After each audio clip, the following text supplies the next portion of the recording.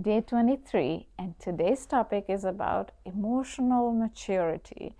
What I mean by that is, when you meet somebody and you may have this instant chemistry or you might like each other, whatever, but then as you keep going, you start figuring things out that they are not emotionally mature. What I mean by that is, when you had a tough day and how they empathized with you, how they supported you, those things are important, right? If you think of it from your prior relationship, in this channel, if you're new here, we talk about divorce recovery, reinvention, and if you had a long-term breakup, from there, how to get from this, you heal first, and from there, you reinvent your life so that you live the best life, the remainder of your lifetime that you have. So from that point of view, if you already had a relationship, you know what mature relation looks like and what immaturity looks like.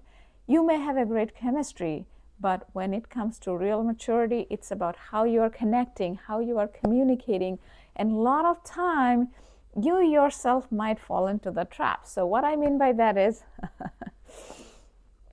say, you met somebody, and if you are not thinking through things and if you are not fully healed, because sometimes we think we are healed, but you may not, because there is this point A and point B, and things may happen. There could be some triggering event that may put you back there, so you are in that zone again. So you have to, you can only change yourself, you cannot change anyone else. So from that perspective, you want to get to this zone on a consistent basis so that you pick the person who is emotionally mature.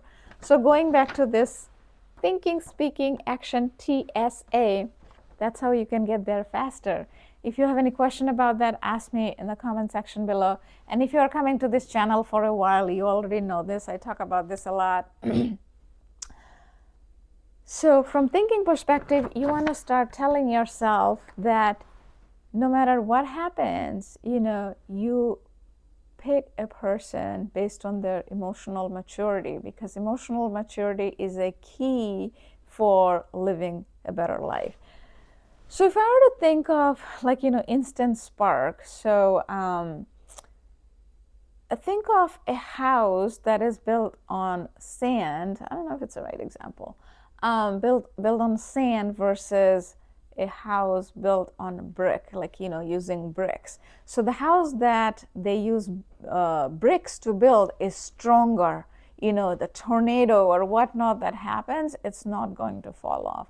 But the house that is built on sand, that's going to easily, fall down. And forget about tornado, even with the rain, right? So that's what I mean.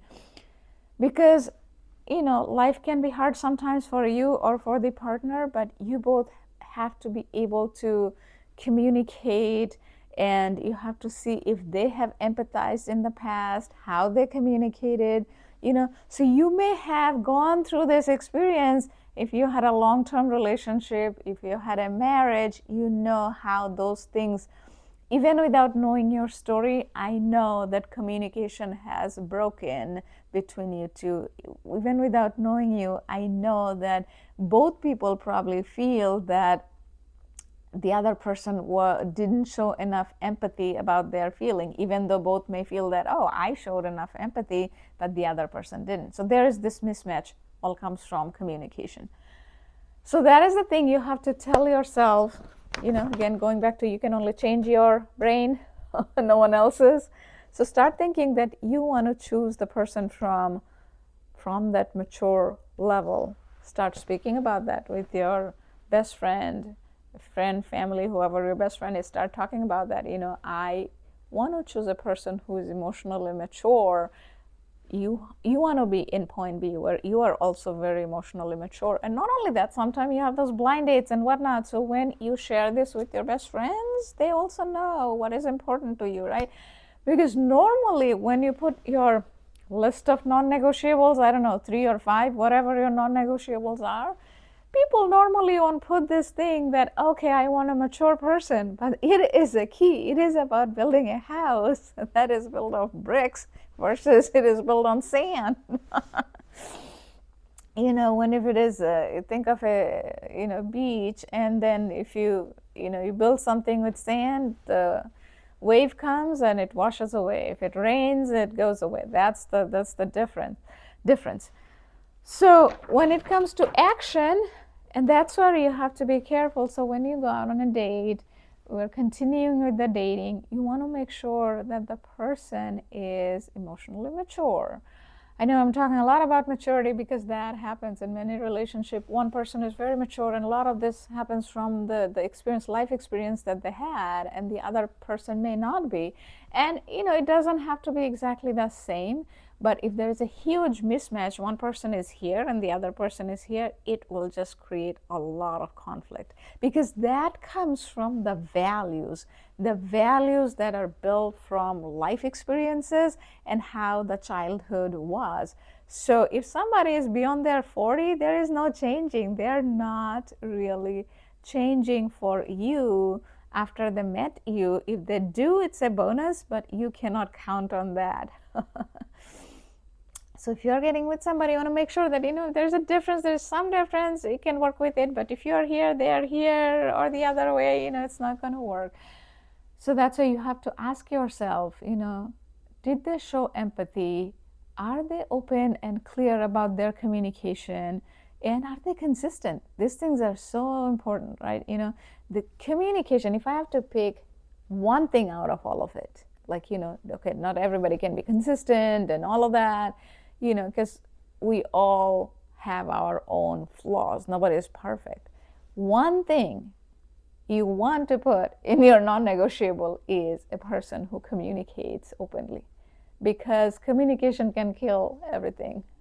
In the longer term, communication is the absolute key. Even without knowing you, I can tell you, like from a lot of the studies, communication is the ultimate key for a successful relationship, because that's the only way the other person would know what's going on in your mind. And if the other person doesn't know that if you're sad, mad, angry, happy, sometimes our body language and tone would tell the other person, but we as human being, we can hide our emotions. Nobody exactly knows what is going on in here.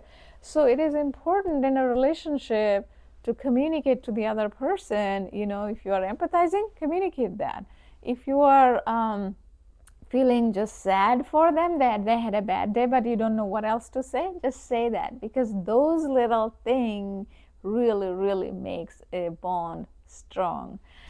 So I hope you found this helpful, and comment below what resonated with you the most. If you have any question related to that, let me know. I'll be more than happy to help. And please do share this with others who you know might also find this helpful. And until tomorrow, bye. Take care.